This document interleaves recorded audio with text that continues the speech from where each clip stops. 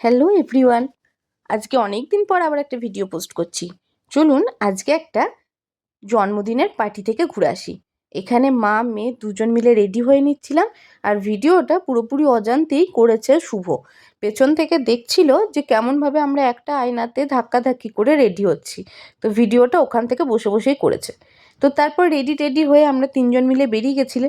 আর এখন যেহেতু খুব ঠান্ডার টাইমে ভিডিওটা করা, তো দেখি বুঝতে পারছেন সবাই একদম ঢাকা ঢুকি নিয়ে আমরা বেরিয়ে পড়েছি আমাদের গন্তব্যের উদ্দেশ্যে।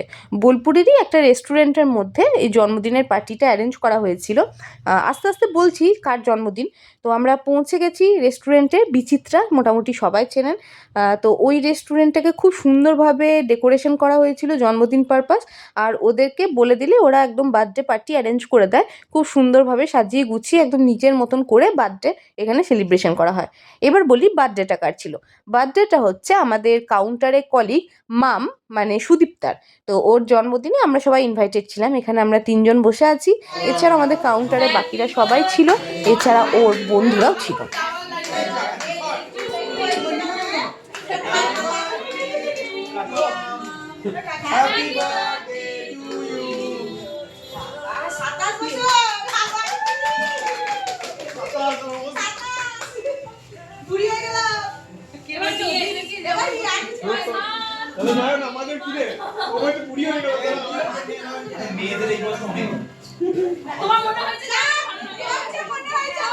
আমরা 50 ইয়াং, হ্যাঁ আমরা 50 ইয়াং, দুদিন পর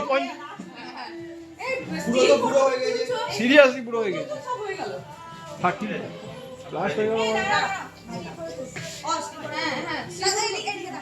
আমি ভাই ভয়েস লুক করে নেব, সবাই পোজ দাও। হ্যাঁ বাহ, এই লাইকটা করো, এই দৃশ্য দেখার ভুলিবার না।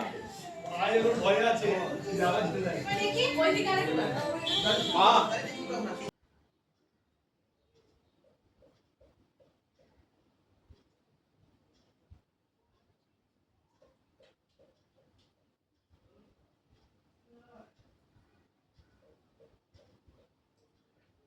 এভাবে সবাই মিলে কেক টেক খাওয়ানো হলো, কেক কাটা হলো।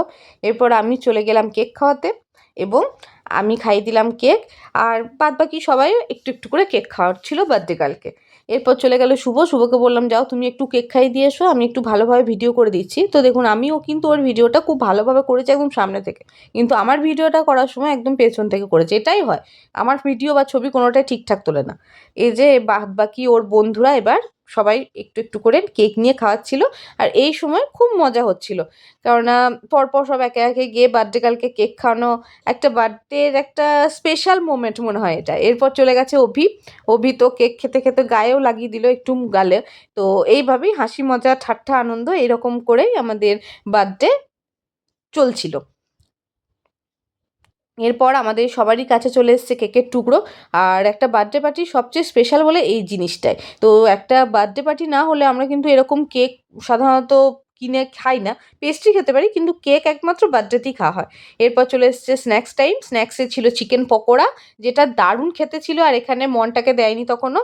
তো সেজন্য আমরা ওকে নিয়ে একটু মজা করছিলাম যে তোকে আর দেবে না, আমরাই খেয়ে নেবো। তো এরপর আমরা বসে বসে দেখছিলাম টিভিতে দারুণ দারুণ গান দেখাচ্ছিল।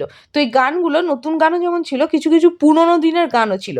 তো পুরোনো দিনের গানে কেমন মেকআপ করেছে, তখনকার গানের নাচগুলো স্টেপ কেমন ছিল, এগুলি দেখছিলাম।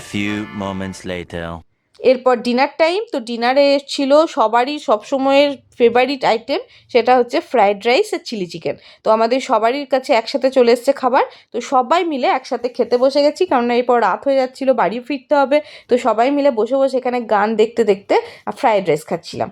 এরপর অন্ধকার রাস্তা দিয়ে আমরা বাড়ি ফিরছি খাওয়া দাওয়া কমপ্লিট করে। আর যেহেতু খুব ঠান্ডা ছিল সেজন্য এইরকম ঢাকা ঢুকি দিয়ে একদম বাড়ি ফিরছিলাম।